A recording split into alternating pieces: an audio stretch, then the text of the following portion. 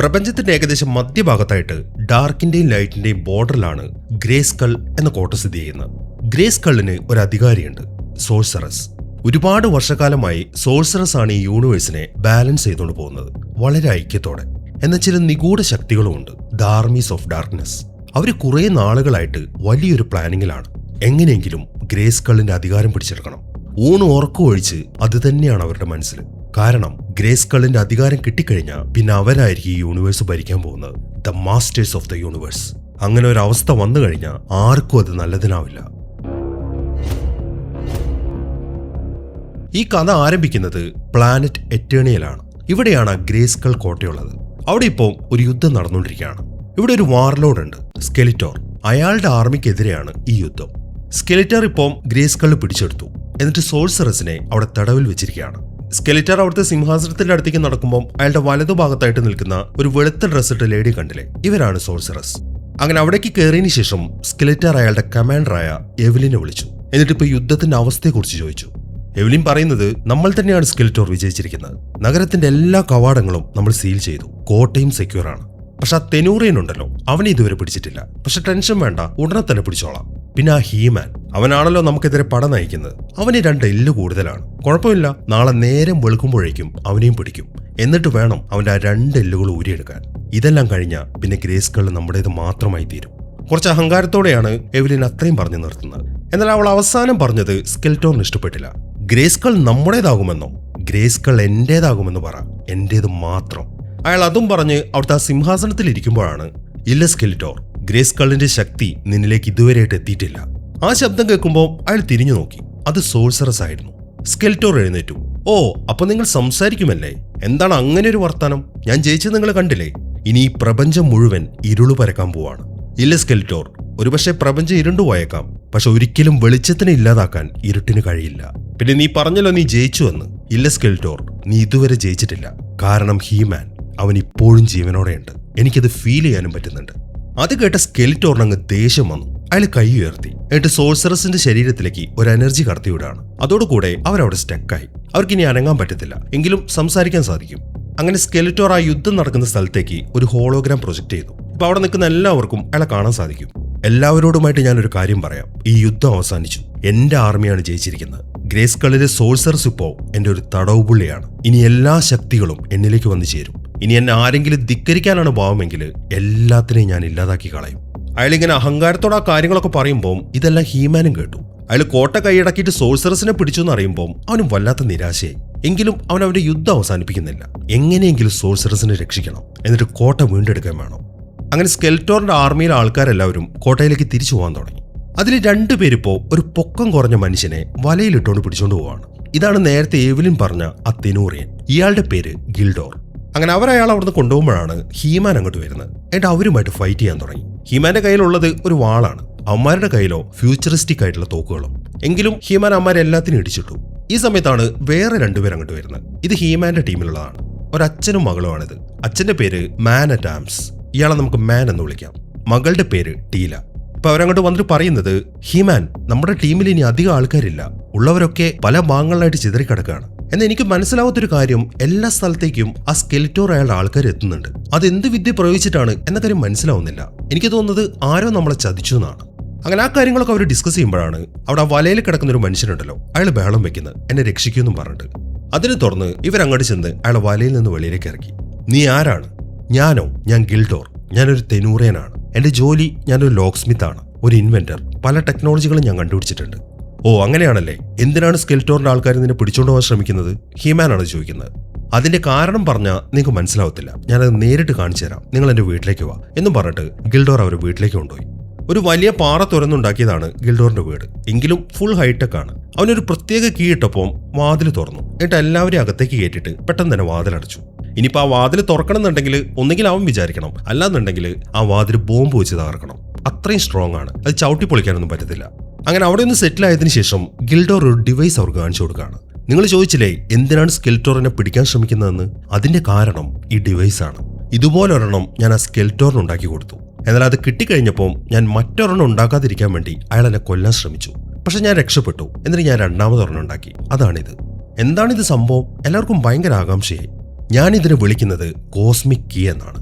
യൂണിവേഴ്സിന്റെ ഒരു താക്കോൽ എന്നും പറഞ്ഞിട്ട് അയാൾ ആ ഡിവൈസ് എടുത്തൊരു സ്ഥലത്തേക്ക് വെച്ചിട്ട് അതിന്റെ പവർ ഓൺ ആക്കി. അതോടെ അത് കറങ്ങാൻ തുടങ്ങി. മാത്രമല്ല അതിൽ നിന്നും ഒരു മ്യൂസിക്കും കേൾക്കാം. നിങ്ങൾ ഈ മ്യൂസിക് കേട്ടില്ലേ? ഈ മ്യൂസിക് നൊട്ടേഷൻസ് ഒരു പ്രത്യേക രീതിയിൽ ഈ ഡിവൈസിൽ പ്ലേ ചെയ്താൽ ഇത് പ്രപഞ്ചത്തിന്റെ എവിടേക്ക് വേണമെങ്കിലും ഒരു വാതിൽ തുറന്നു തരും, ഒരു പോർട്ടൽ അല്ലെങ്കിൽ ഒരു ഗേറ്റ് വേ. അയാൾ അതൊക്കെ പറയുമ്പോൾ എല്ലാവർക്കും ശരിക്കും അത്ഭുതമായി. ഓ, അപ്പോൾ ഈ ഡിവൈസ് ഉള്ളത് കൊണ്ടാണല്ലേ സ്കെലിറ്റോറിനും അയാളുടെ ആൾക്കാർക്കും പെട്ടെന്ന് ഞങ്ങളുടെ ആൾക്കാരുടെ അടുത്തേക്ക് എത്താൻ പറ്റിയത്. ഇപ്പൊ മനസ്സിലായി, ഹീമാനാണത് പറഞ്ഞത്. എന്നാൽ ഈ സമയം ടീല ഗിൽഡോറിന്റെ അടുത്ത് വല്ലാണ്ട് ദേഷ്യപ്പെട്ടു. എന്തിനാടോ താൻ ഇതുപോലൊരു സാധനം ഉണ്ടാക്കിയിട്ട് അയക്കു കൊടുത്തത്? അതേക്കുമ്പോൾ നിന്റെ ദേഷ്യം എനിക്ക് മനസ്സിലായിട്ടില്ല. പക്ഷെ ഇത് വെച്ച് ആ സ്കെലിറ്റോർ ഇങ്ങനെയൊക്കെ കാണിച്ചു കൂട്ടും എന്ന് എനിക്ക് അറിയത്തില്ലായിരുന്നു. ഞങ്ങൾ തെനൂറിയൻസ് വളരെ സമാധാനത്തോടെ ജീവിക്കാൻ ആഗ്രഹിക്കുന്നവരാണ്. നിങ്ങൾക്ക് ഞങ്ങളെ വിശ്വസിക്കാം. ആ സ്കെലിറ്റോർ എന്നെ പറ്റിച്ചതാണ്. ഒരു ദിവസം സുന്ദരിയായ ഒരു ലേഡി എന്നെ കാണാൻ വന്നു. എന്റെ വർക്കിനെയും വല്ലാതെ പുകഴ്ത്തി. ഞാനാണെങ്കിൽ അതിൽ വീണു പോവുകയും ചെയ്തു. അങ്ങനെ അവൾ നൈസായിട്ട് ഡിവൈസ് അടിച്ചുകൊണ്ട് ഇവിടുന്ന് പോയതാണ്. അവൻ ആ കാര്യങ്ങളൊക്കെ പറയുമ്പം ആ ലേഡി എവ്ലിൻ ആണ് എന്ന കാര്യം അവർക്ക് മനസ്സിലായി. ഈ സമയത്താണ് ഹീമാൻ ഗിൽഡോറിന്റെ അടുത്തൊരു കാര്യം ചോദിക്കുന്നത്. ഈ ഡിവൈസ് ഉപയോഗിച്ചിട്ട് നമുക്ക് ഗ്രേസ്കളിന്റെ അകത്തേക്ക് പോകാൻ പറ്റുമോ? തീർച്ചയായും പറ്റും എന്നാണ് ഗിൽഡോർ പറയുന്നത്. അത് കേൾക്കുമ്പോൾ ഹീമാന് ഭയങ്കര സന്തോഷമായി. എന്നാൽ ഇപ്പൊ തന്നെ ഇത് ഓണാക്ക്, നമുക്ക് വേഗം അങ്ങോട്ട് പോവാം. ഇപ്പോഴോ? അത് പറ്റത്തില്ല. ഇപ്പൊ ഇത് ഓണാക്കി കഴിഞ്ഞാൽ ആ സ്കെലിറ്റോറിന്റെ കയ്യിൽ ഒരു കീ ഉണ്ടല്ലോ, അത് വെച്ചിട്ട് അയക്ക് നമ്മുടെ ലൊക്കേഷൻ ഡിറ്റക്ട് ചെയ്യാൻ പറ്റും.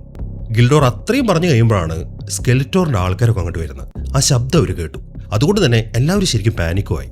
ഈ സമയം തന്നെ സ്കെലിറ്റോറിന്റെ ആൾക്കാർ പുറത്തു വന്നിട്ട് ആ വാതിൽ തകർക്കാൻ ശ്രമിക്കുകയാണ്. എന്നാൽ ഈ സമയം ഗിൽഡോർ എന്ത് ചെയ്യുന്നു വെച്ച് കഴിഞ്ഞാൽ അയാളുടെ വീട്ടിൽ തന്നെയുള്ള ഒരു രഹസ്യ വാതിൽ അവർക്ക് കാണിച്ചു കൊടുക്കുകയാണ്. ആ വാതിലൂടെ പോയി കഴിഞ്ഞാൽ ഗ്രേസ്കളിന്റെ താഴേക്ക് എത്താൻ പറ്റും. അങ്ങനെ എല്ലാവരും ആ വാതിലൂടെ അപ്പുറത്തേക്ക് കടന്നു. ഈ സമയം ഗിൽഡോറും ആ ഡിവൈസ് എടുത്തിട്ട് അവരുടെ പുറകെ പോയി ആ വാതിൽ ക്ലോസ് ചെയ്യാണ്. അങ്ങനെ അവരവിടുന്ന് പോയി കഴിയുമ്പോഴാണ് ആ വാതിലും തകർത്തുകൊണ്ട് സ്കെലിറ്റോറിന്റെ ആൾക്കാരൊക്കെ അങ്ങോട്ട് വരുന്നത്. എന്നാൽ അകത്തേക്ക് കയറിയപ്പോഴോ അവിടെ ആരും ഉണ്ടായിരുന്നില്ല. അങ്ങനെ ഹീമാനും കൂട്ടരും കോട്ടയ്ക്കുള്ളിലേക്ക് എത്തി. ഇപ്പൊ അവിടെ സ്കെലിറ്റോറും കൂട്ടരില്ല. അതാണ് അവർ ധൈര്യത്തോടെ കയറി പോകുന്നത്. സോഴ്സറസിനെ അവിടെ കണ്ടപ്പം അവർ വേഗം അങ്ങോട്ട് ചെന്നു.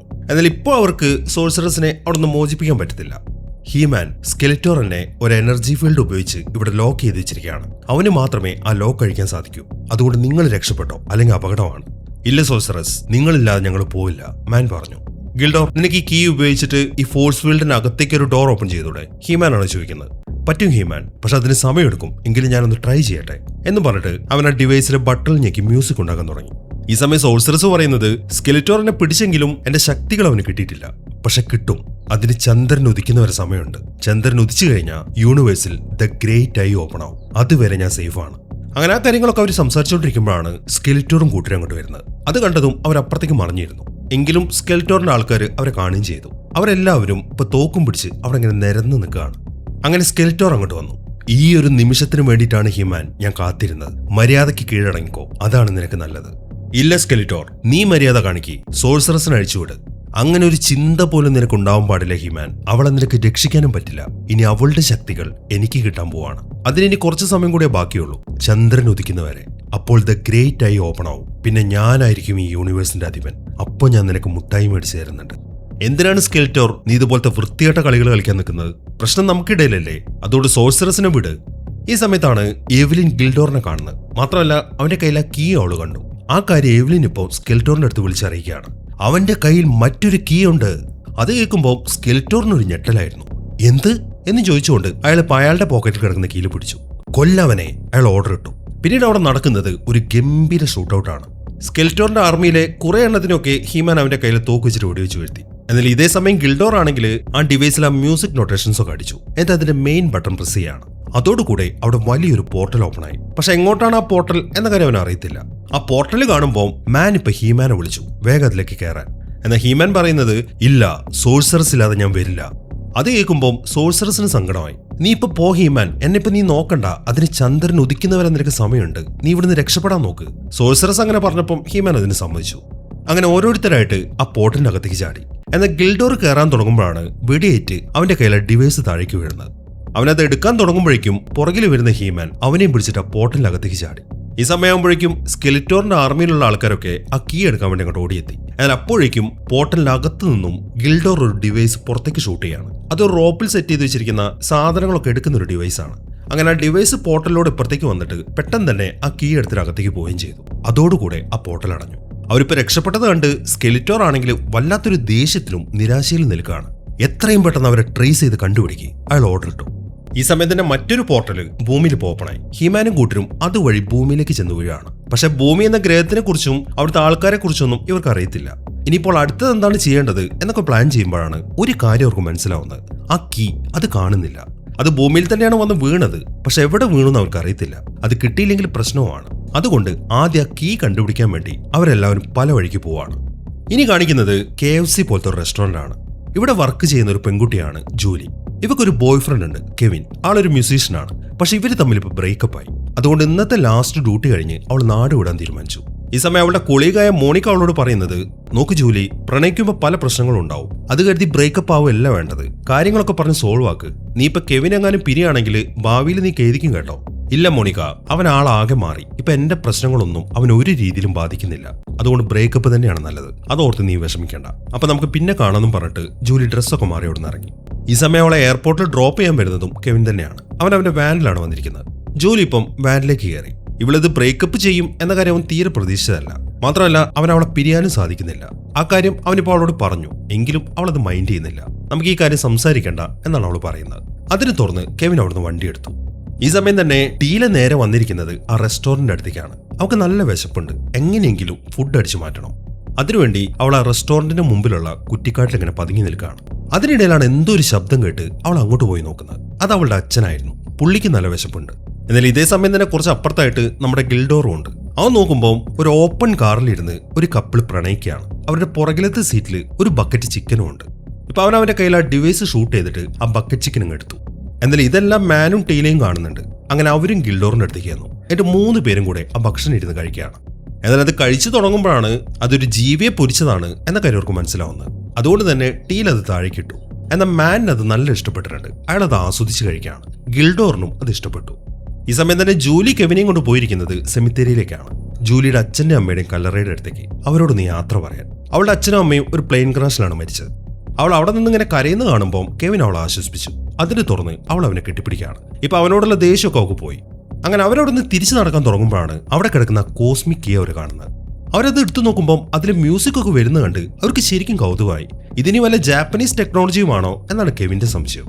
ഇപ്പൊ കെവിൻ ആ കീ ആക്ടിവേറ്റ് ചെയ്തപ്പം അത് സ്കെലിറ്റോറിനും കൂട്ടർക്കും മനസ്സിലായി. പക്ഷെ ലൊക്കേഷൻ മനസ്സിലാക്കണമെങ്കിൽ അവർ ആ പോർട്ടൽ ഓപ്പൺ ആക്കണം. സ്കെലിറ്റോറും കൂട്ടരും ഇപ്പൊ അതിനുള്ള കാത്തിരിപ്പിലാണ്. അങ്ങനെ സമയം രാത്രി. കെവിൻ ഇപ്പൊ ആ ഡിവൈസ് എടുത്ത് ജൂലിയെ കൊണ്ട് പോകുന്നത് അവൻ മ്യൂസിക് പ്ലേ ചെയ്യുന്ന സ്ഥലത്തേക്കാണ്. അവിടെ വെച്ച് അവൻ ആ ഡിവൈസിൽ കളിക്കാൻ തുടങ്ങി. അതിന് തുറന്ന ആ ഡിവൈസിൽ നിന്നും അബദ്ധവശാൽ മുകളിലേക്ക് ഒരു പ്രകാശം വന്നു. അത് കാണുമ്പോൾ അവർക്ക് ശരിക്കും അത്ഭുതമായി. ഈ സമയം തന്നെ സ്കെലിറ്റോറിനും കൂട്ടർക്കും ആ സിഗ്നൽ കിട്ടി. ഭൂമിയിൽ ആ ഡിവൈസ് ഇരിക്കുന്ന സ്ഥലവും അവർ ലൊക്കേറ്റ് ചെയ്തു. അതിപ്പോ അവിടുത്തെ വലിയൊരു സ്ക്രീനിൽ അയാൾക്ക് കാണാൻ സാധിക്കുന്നുണ്ട്.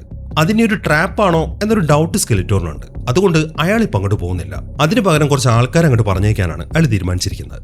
ആ ആൾക്കാരെ സെലക്ട് ചെയ്യുന്നതോ എവ്ലിനും. 4 പേരെയാണ് അവൾ സെലക്ട് ചെയ്തിരിക്കുന്നത്. ഒന്നാമത്തേത് ബ്ലേഡ്, ഈ ഒറ്റ കണ്ണട വെച്ചവൻ. രണ്ടാമത്തേത് സറാട്ട്, ഈ പച്ചക്കണ്ണുള്ള ഭീകരൻ. മൂന്നാമത്തേത് ബീസ്മാൻ, ഈ മുടിയും താടിയും വളർത്തിയ ജീവി. നാലാമത്തേത് കാർക്ക്, ഈ വെളുത്ത മുടിക്കാരൻ. എവ്ലിൻ ഇപ്പം അവരെ കൊണ്ട് വിളിച്ചു കഴിയുമ്പോൾ എന്തൊക്കെയാണ് അവിടെ ചെന്നിട്ട് ചെയ്യേണ്ടത് എന്ന കാര്യങ്ങളൊക്കെ സ്കെലിറ്റോർ വിശദീകരിച്ചു. ഹീമാൻ, അവനാണ് നിങ്ങളുടെ ടാർഗറ്റ്. അവൻ എന്റെ കയ്യിൽ നിന്ന് രക്ഷപ്പെട്ടിരിക്കുകയാണ്. എനിക്ക് അവനെ വേണം, ജീവനോടെ, അതും ചന്ദ്രൻ ഉദിക്കുന്നതിന് മുമ്പ്. പിന്നെ ആ കീ കൊണ്ടുവരാനും മറക്കരുത്. അവരെല്ലാവരും അതിന് സമ്മതിക്കുകയും ചെയ്തു. ഈ സമയം കെവിനും ജൂലിയും ആ ഡിവൈസും ചെക്ക് ചെയ്തുകൊണ്ടിരിക്കുകയാണ്. ഇവരിപ്പോൾ ഉള്ളത് ഇവർ പഠിക്കുന്ന സ്കൂളിലാണ് കേട്ടോ. കെവിൻ ആ സാധനത്തിനോടുള്ള ആ കൗതുകം അങ്ങോട്ട് മാറുന്നില്ല. അത്ഭുതം. അവനത് എന്താണ് സാധനം, അതിന്റെ ഉപയോഗം എന്താണ് എന്നൊക്കെ അറിഞ്ഞേ പറ്റൂ.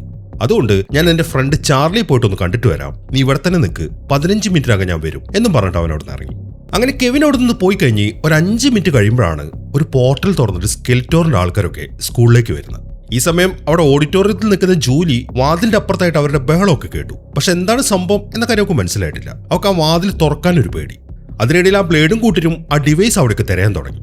ഈ സമയത്താണ് ബഹളം കേട്ട് സെക്യൂരിറ്റി അങ്ങോട്ട് വരുന്നത്. എന്നാൽ അയാളെ കണ്ടപ്പോൾ തന്നെ അവരെല്ലാവരും കൂടെ അയാൾ ഇടിച്ചു വീഴ്ത്തി. സെക്യൂരിറ്റിക്കാണെങ്കിൽ നല്ല ഇഞ്ചറി പറ്റുകയും ചെയ്തു. അങ്ങനെ സെക്യൂരിറ്റി ഇടിക്കുന്നതിനിടയിൽ അവർ ആ ഓഡിറ്റോറിയത്തിന്റെ വാതിലും തകർത്തു. ഈ സമയം ജൂലി ആണെങ്കിൽ അവിടെ തന്നെ നിൽക്കുന്നുണ്ട്. അവരെ കണ്ട് പേടിക്കുന്ന അവളാണെങ്കിൽ വേഗം തന്നെ അവിടുന്ന് ഓടുകയാണ്.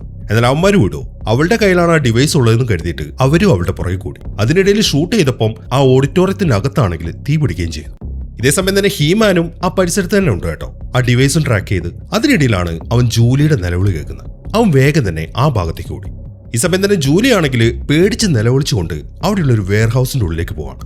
അലറിക്കൊണ്ട് ബ്ലേഡും കൂട്ടരും അവിടെ പുറകെ തന്നെയുണ്ട്. അവന്മാരിപ്പം ആ വെയർഹൌസിന്റെ വേലിയൊക്കെ വെട്ടിപ്പൊളിച്ചിട്ട് ഉള്ളിലേക്ക് കയറി. പക്ഷെ അവർ ജൂലിയെ കാണുന്നില്ല. ഈ സമയം ജൂലി ആണെങ്കിൽ നേരെ ചെന്ന് പെടുന്നത് ഹീമാന്റെ മുമ്പിലാണ്. അവന്റെ ആ രൂപം കാണുമ്പോൾ ആദ്യം അവളൊന്ന് പേടിച്ചു. അത് കാണുമ്പോൾ നീ പേടിക്കണ്ട, ഞാൻ നിന്നെ ഉപദ്രവിക്കത്തില്ല, നിനക്കിത് എന്താണ് പറ്റിയത്? ഈ സമയം അവൾ ഉണ്ടായ കാര്യങ്ങളൊക്കെ ഹീമാന്റെ അടുത്ത് പറഞ്ഞു കൊടുക്കുകയാണ്. അപ്പൊ അത് സ്കെലിറ്റോറിന്റെ ആൾക്കാരാണ് എന്ന് മനസ്സിലാക്കുന്ന ഹീമാൻ അവൾ അവിടുന്ന് മാറ്റി. എന്നിട്ട് വേഗം ചെന്നിട്ട് ആ ബ്ലേഡും കൂട്ടരുമായിട്ട് ഫൈറ്റ് ചെയ്യാണ്. അങ്ങനെ കുറെ നേരമായി ഹീമാൻ അവരൊറ്റയ്ക്ക് നേരിട്ടുകൊണ്ടിരിക്കുമ്പോഴാണ് മാനും ടീലയും അങ്ങോട്ട് വരുന്നത്. അവരങ്ങോട്ട് വന്ന് തുരുതുര അങ്ങനെ ഷൂട്ട് ചെയ്യുന്നത് കാണുമ്പോൾ ബ്ലേഡും കൂട്ടരും പിടിച്ചു നിൽക്കാൻ പറ്റാത്തതുകൊണ്ട് വേഗം തന്നെ അവിടുന്ന് സ്ഥലം കാലിയാക്കി.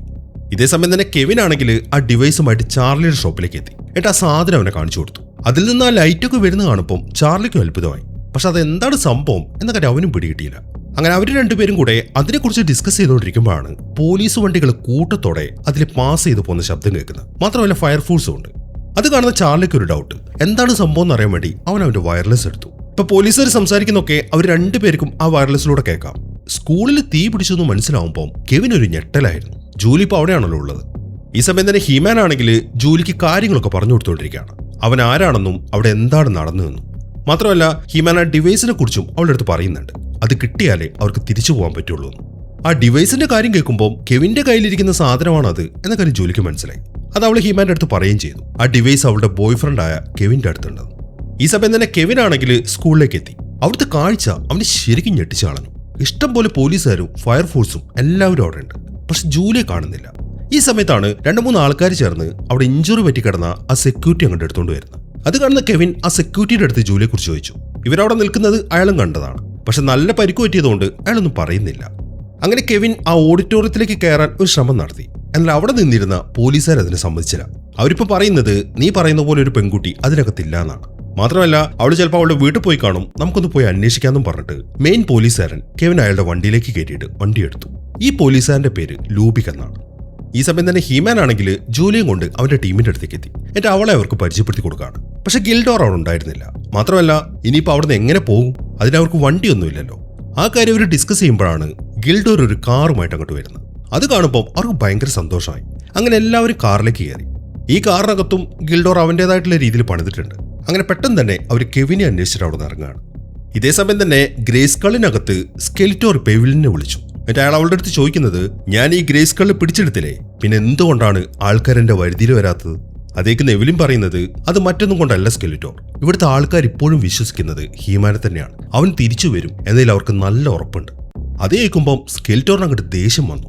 അങ്ങനെയാണെങ്കിൽ എത്രയും പെട്ടെന്ന് ആ ഹീമാനെ ഇല്ലാതാക്കണം. അതാണ് ഞാനിപ്പോൾ ഏറ്റവും കൂടുതൽ ആഗ്രഹിക്കുന്നത്. അയാൾ അത്രയും പറഞ്ഞു കഴിയുമ്പോഴാണ് ആ ബ്ലേഡും കൂട്ടിനും അങ്ങോട്ട് വരുന്നത്. അവർക്ക് ഹീമാനെ പിടിക്കാൻ പറ്റിയില്ല എന്നറിയുമ്പോൾ സ്കെലിറ്റോറിന്റെ ദേഷ്യം പിന്നെയും കൂടി.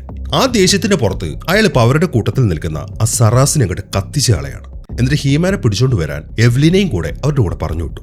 ഈ സമയം തന്നെ ലൂബിക്കും കെവിനും ഇപ്പൊ ജൂലിയുടെ വീട്ടിലേക്ക് എത്തി. എന്നാൽ അവരവിടേക്ക് ചെന്ന് നോക്കുമ്പോൾ ജൂലി അവിടെ ഉണ്ടായിരുന്നില്ല.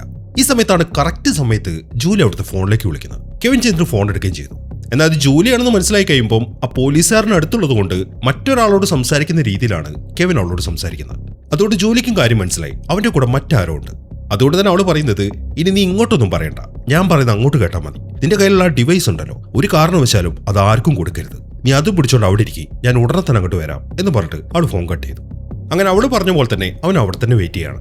പോലീസുകാരൻ അവിടെ പോകുന്നില്ല. അവന്റെ കയ്യിലുള്ള ആ ഡിവൈസ് ഉണ്ടല്ലോ, അയാൾ അത് ചെക്ക് ചെയ്യാണ്. ഇതെന്താണ് സംഭവം എന്ന് അവൻ്റെ അടുത്ത് ചോദിക്കുമ്പോൾ അവൻ പറയുന്നത് അതൊരു മ്യൂസിക് ഇൻസ്ട്രുമെന്റ് ആണെന്നാണ്. അത് കേൾക്കുന്ന അയാൾക്കും കൗതുകമായി. അയാളിപ്പോൾ ആ ഡിവൈസിലെ ബട്ടണിൽ ഇങ്ങനെ ഞെക്കിക്കൊണ്ടിരിക്കുകയാണ്. ഈ സമയമാകുമ്പോഴേക്കും എവ്ലിനും കൂട്ടരും ആ ഫൈറ്റ് നടന്ന സ്ഥലത്തേക്ക് എത്തി. ഇത്തവണ കുറെ ആൾക്കാരെയും കൊണ്ടാണ് അവൾ വന്നിരിക്കുന്നത്. അവളുടെ കയ്യിൽ ഒരു ഡിവൈസ് ഉണ്ട്. ഇപ്പൊ ആ ഫൈറ്റ് നടന്ന സ്ഥലത്ത് അവൾ ആ ഡിവൈസ് വെച്ച് സ്കാൻ ചെയ്യാണ്. അത് സ്കാൻ ചെയ്ത് കഴിയുമ്പോൾ ഹീമാൻ അവരുമായിട്ട് ഫൈറ്റ് ചെയ്തൊക്കെ അവൾക്ക് കാണാൻ സാധിക്കുന്നുണ്ട്. മാത്രമല്ല ഹീമാന്റെ കൂടെ ഇവിടുത്തെ ഒരു പെണ്ണുണ്ട് എന്ന കാര്യവും എവ്ലിന് ഇപ്പോൾ മനസ്സിലായി. ഈ സമയം തന്നെ എവിലിന്റെ കൂട്ടത്തിലുള്ള ഒരുത്തൻ അയാളുടെ കയ്യിലുള്ള ഒരു ഡിവൈസ് വെച്ചിട്ട് അവിടെയുള്ള കോസ്മിക് കീ സ്കാൻ ചെയ്യായിരുന്നു. ആ പോലീസുകാരൻ അതിൽ പിടിച്ച് ഞെക്കിയപ്പം അതിപ്പോൾ ആക്ടിവേറ്റ് ആയി. അതുകൊണ്ട് തന്നെ ഏകദേശം ഒരു ലൊക്കേഷനും അവർക്ക് മനസ്സിലായി. ആ ഡിവൈസ് ഇപ്പോൾ ഉള്ളത് അവർ നിൽക്കുന്നതിന്റെ തൊട്ടടുത്താണ്. ഈ സമയം തന്നെ പോലീസുകാരനാണെങ്കിൽ ആ ഡിവൈസിലെ മെയിൻ ബട്ടൺ ഞെക്കി. അതിനെ തുറന്ന് അതിൽ നിന്ന് ആ പ്രകാശം വരികയും ചെയ്തു. അത് കണ്ട് പേടിക്കുന്ന അയാൾ പെട്ടെന്ന് തന്നെ ഡിവൈസ് ഓഫ് ചെയ്യാണ്. ഈ സമയത്താണ് നമുക്ക് എന്തെങ്കിലും കഴിക്കാമെന്നും പറഞ്ഞിട്ട് കെവിൻ ഒരു ബക്കറ്റ് ചിക്കൻ എടുത്ത് അവിടുത്തെ ഓവനിലേക്ക് വെക്കുന്നത്. എന്നാൽ ഓവൻ ഓൺ ആയി കഴിയുമ്പോൾ എവ്ലിന്റെ കൂടെ നിൽക്കുന്ന ആളുടെ ആ ഡിവൈസിനകത്ത് ഒരു ഇന്റർഫിയറൻസ് വന്നു.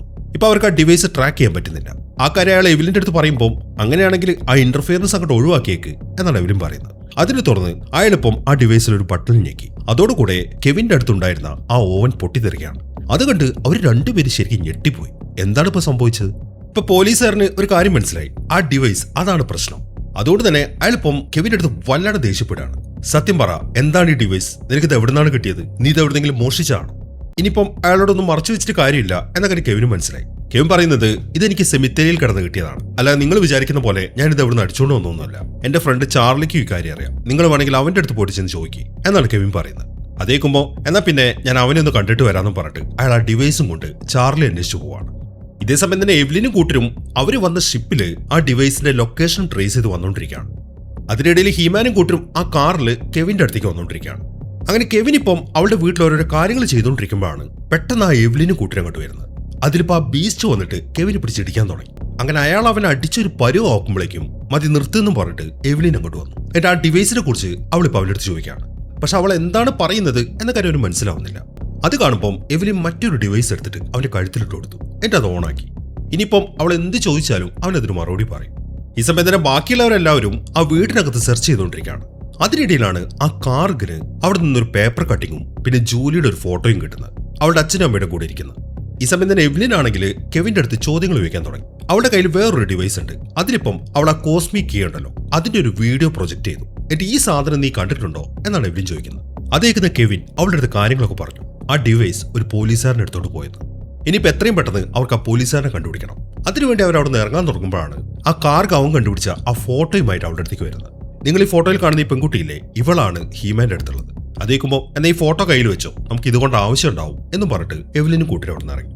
അങ്ങനെ അവർ വേഗം തന്നെ ആ ഷിപ്പിലേക്ക് കയറിയിട്ട് ആ പോലീസുകാരനെ അന്വേഷിച്ചു പോവാണ്. അങ്ങനെ അവരവിടെ നിന്ന് പോയി കഴിയുമ്പോഴാണ് ഹീമാനും കൂട്ടരും അവരുടെ വണ്ടിയിൽ അങ്ങോട്ട് വരുന്നത്. അങ്ങനെ കെവിന്റെ അടുത്തേക്ക് ചെന്നിട്ട് അവർ കാര്യങ്ങളൊക്കെ ചോദിക്കുമ്പോൾ ഉണ്ടായ കാര്യങ്ങളൊക്കെ കെവിൻ അവരുടെ അടുത്ത് പറഞ്ഞു കൊടുക്കുകയാണ്. അതായത് എവ്ലിനും കൂട്ടരും അങ്ങോട്ട് വന്നതും ആ കീയെ കുറിച്ച് ചോദിച്ചതും പോലീസുകാരൻ ആ കീ എടുത്തോണ്ട് പോയ കാര്യം അവൻ അവരുടെ അടുത്ത് പറഞ്ഞ കാര്യങ്ങളൊക്കെ. അങ്ങനെ ആ കാര്യങ്ങളൊക്കെ അവൻ പറഞ്ഞു കഴിയുമ്പോഴേക്കും മാൻ ഇപ്പം അവന്റെ കഴുത്തിൽ കിടക്കുന്ന ഡിവൈസ് അങ്ങോട്ട് മാറ്റി. ആ ഡിവൈസ് അവിടുന്ന് മാറ്റി കഴിയുമ്പോഴാണ് അവൻ സ്വബോധത്തിലേക്ക് വരുന്നത്. അപ്പൊ ഇവരെല്ലാവരും കാണുമ്പോൾ അവൻ ശരിക്കും ഞെട്ടിപ്പോയി. അത് കാണുന്ന ജൂലി അവന്റെ അടുത്ത് ചെന്നിട്ട് കാര്യങ്ങളൊക്കെ പറഞ്ഞ് അവനെ സമാധാനിപ്പിച്ചു. നീ ഇവരെ കണ്ട് പേടിക്കണ്ട, ഇവരെല്ലാവരും നമ്മുടെ സുഹൃത്തുക്കളാണ്.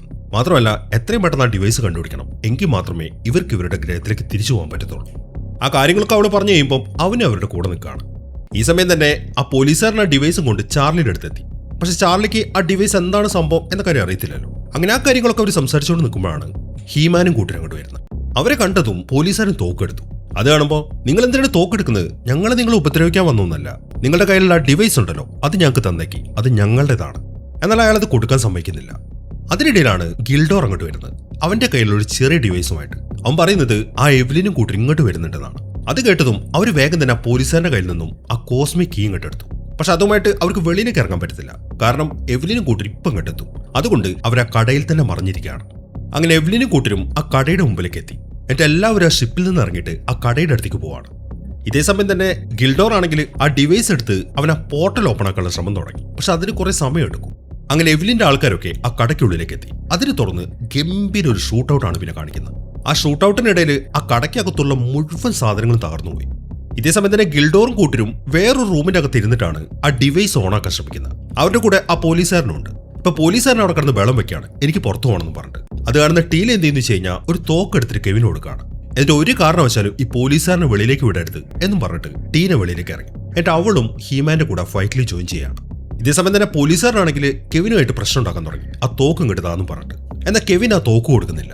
അത് കാണുമ്പോൾ നിനക്കറിയാലോ കെവിൻ, നീ കളിക്കുന്ന പോലീസുകാരുടെ അടുത്താണ്, ഈ പ്രശ്നങ്ങളൊക്കെ തീരും, നീ ഇവിടെ തന്നെ കാണും. ഞങ്ങൾ വിചാരിച്ചു കഴിഞ്ഞാൽ ജീവിതകാലം മുഴുവൻ നിന്നെ ജയിലിലിടാൻ സാധിക്കും, അതുകൊണ്ട് മര്യാദയ്ക്ക് ആ തോക്കും കിട്ടി തരുന്നതാണ് നല്ലത് എന്നൊക്കെയാണ് ആ പോലീസുകാരൻ പറയുന്നത്. എന്നാൽ അയാൾ എന്തൊക്കെ പറഞ്ഞിട്ടും കെവിൻ ആ തോക്ക് കൊടുക്കുന്നില്ല. അതിനിടയിലാണ് പുറത്തായിട്ട് ജൂലി ഒരു കാര്യം ശ്രദ്ധിക്കുന്നത്. അത് അവളുടെ അമ്മയായിരുന്നു. അത് കണ്ട് സംശയം തോന്നുന്ന അവള് നൈസായിട്ട് ആ റൂമിൽ നിന്ന് ഇറങ്ങിയിട്ട് അവളുടെ അമ്മയുടെ അടുത്തേക്ക് ചെന്നു. ഈ സമയം അവളുടെ അമ്മ പറയുന്നത്, നീ വിചാരിക്കുന്ന പോലെ ഞങ്ങൾ മരിച്ചിട്ടില്ല, ഞങ്ങൾ വളരെ സീക്രട്ട് ആയിട്ടുള്ള ഒരു മിഷൻ ചെയ്തുകൊണ്ടിരിക്കുകയാണ്. നിന്റെ ഫ്രണ്ട്സിന്റെ അടുത്തിരിക്കുന്ന ആ ഡിവൈസ് ഉണ്ടല്ലോ, ആ കോസ്മിക് കീ, അത് ഞങ്ങൾക്ക് കിട്ടണം, എങ്കിൽ മാത്രമേ ഞങ്ങളുടെ വർക്ക് തീരുള്ളൂ. അതുകൊണ്ട് നിനക്കത് എടുത്തോണ്ട് തരാൻ പറ്റുമോ എന്നാണ് അവള് ചോദിക്കുന്നത്. ഇപ്പൊ അമ്മയെ തിരിച്ചു കിട്ടിയ സന്തോഷത്തിൽ നിൽക്കുന്ന അവള് അത് സമ്മതിച്ചു. അങ്ങനെ അവൾ വേഗം ചെന്നിട്ട് നൈസായിട്ട് ആ ഡിവൈസ് എടുത്തിട്ട് വെളിയിലേക്ക് ഇറങ്ങി. എന്നിട്ട് അത് എടുത്തിട്ട് അവളുടെ അമ്മയ്ക്ക് കൊടുക്കുകയാണ്. എന്നാൽ ആ സാധനം കിട്ടിയതും അവളുടെ അമ്മ ഇപ്പം എവ്ലിനായിട്ട് മാറി. അത് കണ്ടതും അവൾക്കൊരു ഞെട്ടലായിരുന്നു. അങ്ങനെ ആ ഡിവൈസ് തിരിച്ചു കിട്ടി കഴിഞ്ഞപ്പം അവളുടെ നിർദ്ദേശപ്രകാരം അവളുടെ കൂട്ടത്തിലുള്ള എല്ലാവരും ആ കടയിൽ നിന്ന് വെളിയിലേക്ക് ഇറങ്ങി. അവർ തിരിച്ചു പോകുന്ന കാണുമ്പോൾ ഹീമാനും കൂട്ടർക്കും ഡൗട്ടായി.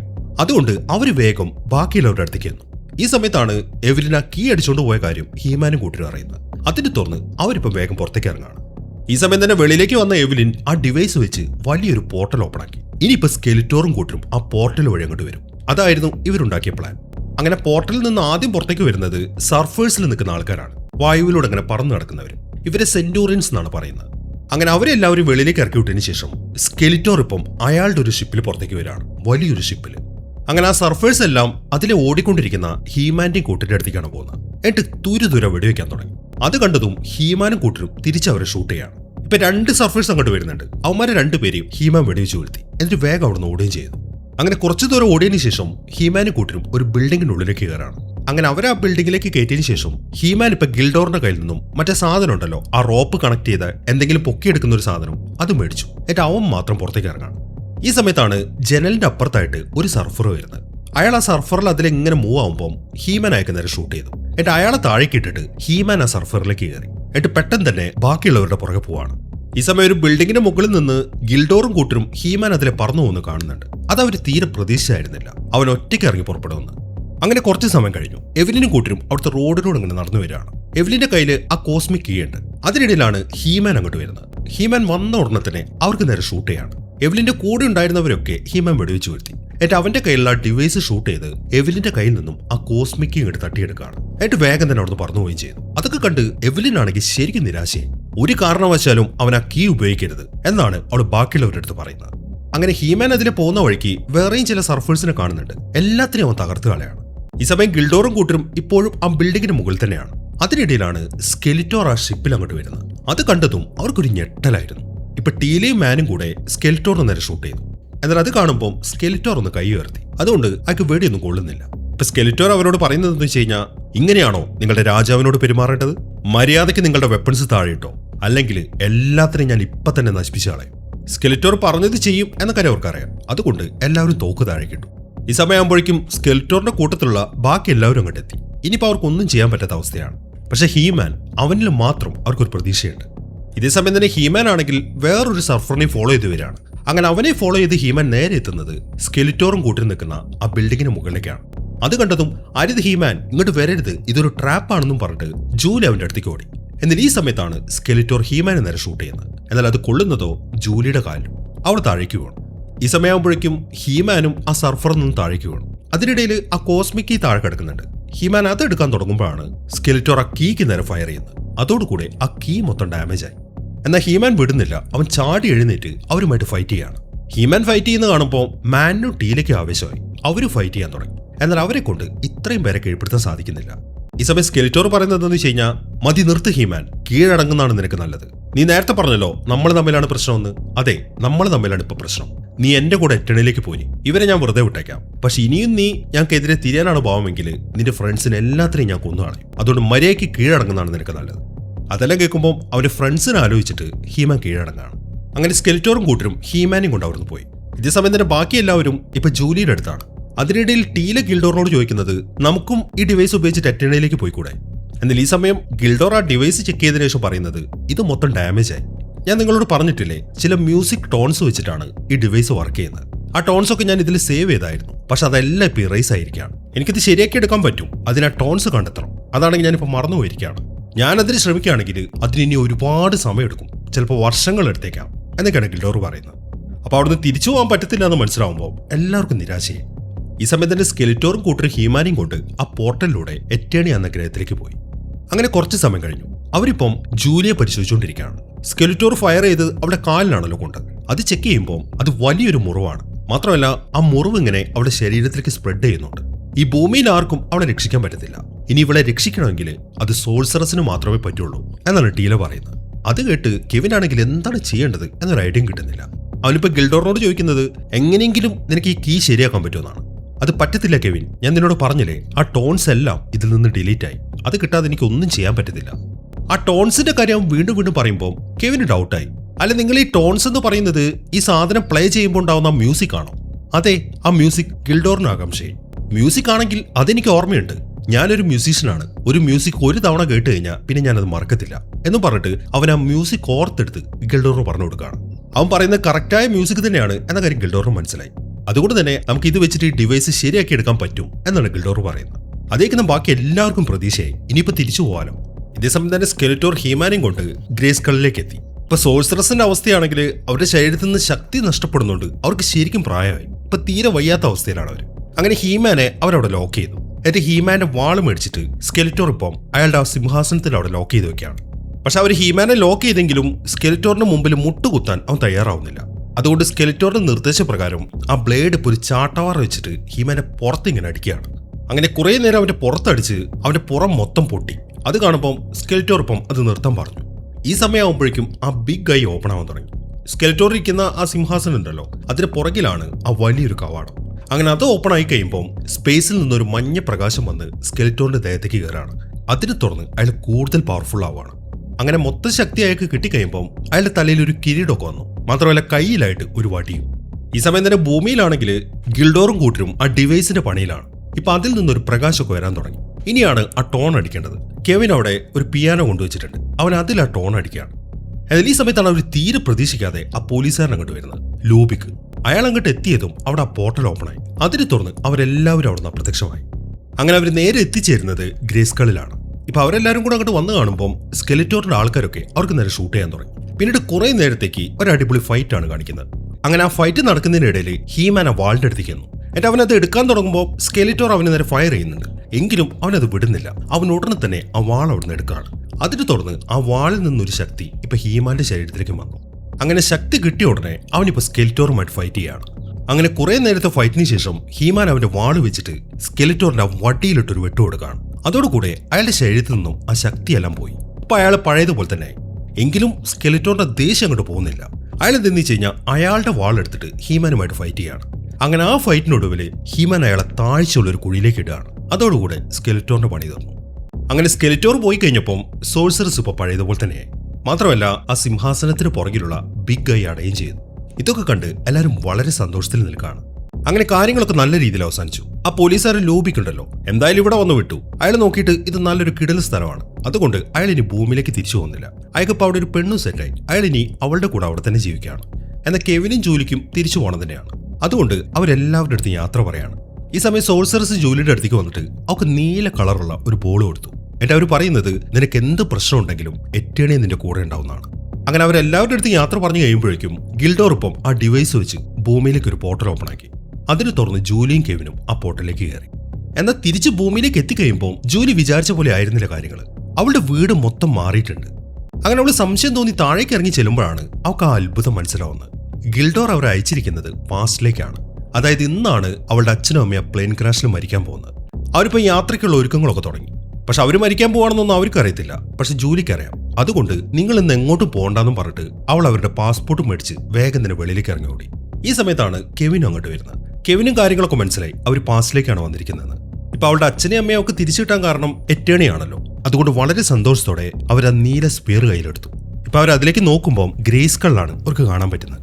അതിനു മുമ്പിലായിട്ട് വാളും പിടിച്ചു നിൽക്കുന്ന ഹീമാനെയും. ഇവിടെയാണ് ഈ സിനിമ അവസാനിക്കുന്നത്. അപ്പൊ എങ്ങനെ ഉണ്ടായിരുന്നു? എന്താണെങ്കിലും നിങ്ങളുടെ അഭിപ്രായങ്ങൾ എഴുതിയറിയിക്കാൻ മറക്കരുത്. പിന്നെ ഹൈപ്പ് ചെയ്യാനും മറക്കരുത്. അപ്പൊ പുതിയൊരു കിടിലൻ സിനിമയുമായിട്ട് നമുക്ക് അടുത്ത വീഡിയോയിൽ കാണാം.